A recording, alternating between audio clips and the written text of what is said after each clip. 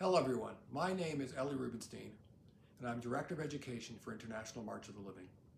I'm so thrilled all of you have gathered here this evening to view the special presentation of Blind Love, A Holocaust Journey to Poland, A Man's Best Friend that I had the privilege of directing.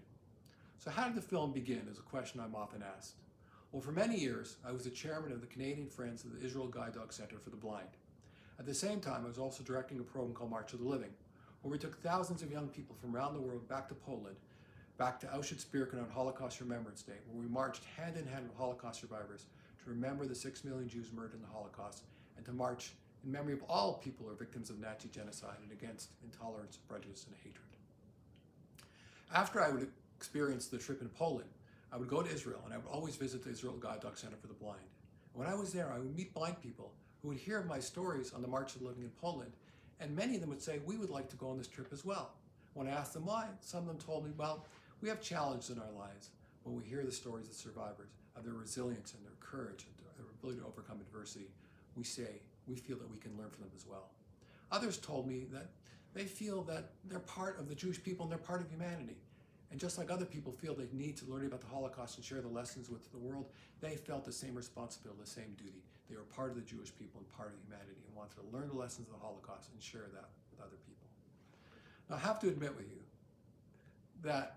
to you that I had my doubts, because one of the prime messages of the March of the Living is the responsibility to bear witness.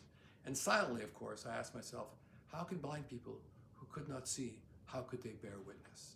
And of course, I was completely wrong, and I was proved wrong on the trip. When I met the blind people on the March of the Living, and also learned about their experiences when I was making the film after the trip, I saw how much they saw. In fact, they saw more than many sighted people saw. Perhaps not in the literal sense of the word, but in the most profound sense. They felt with all their senses, and perhaps because they're both Jewish and blind, and we know what the Nazis did to Jewish people and disabled people, I feel they saw even more than many sighted people saw on the March of the Living in the profoundest sense.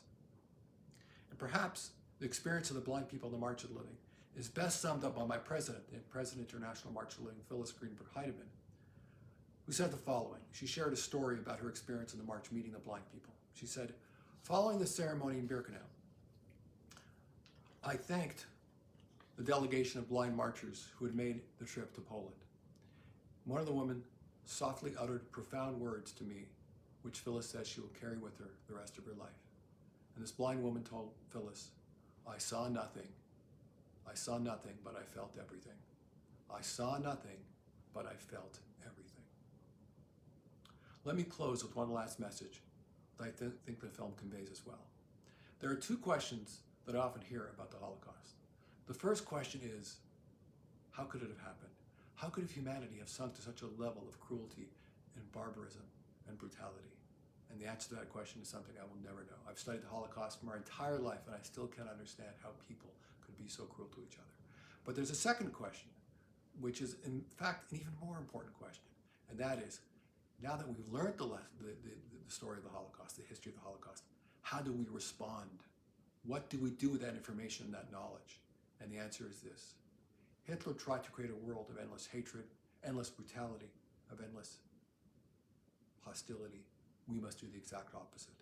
In place of a world of blind hatred, we must create a world of blind love, like the title of the film. For the answer to hatred is not more hatred, but the answer to hatred is more love and more light. Thank you again, and I hope you find this film as meaningful an experience watching it as I did in making it. Thank you, and God bless.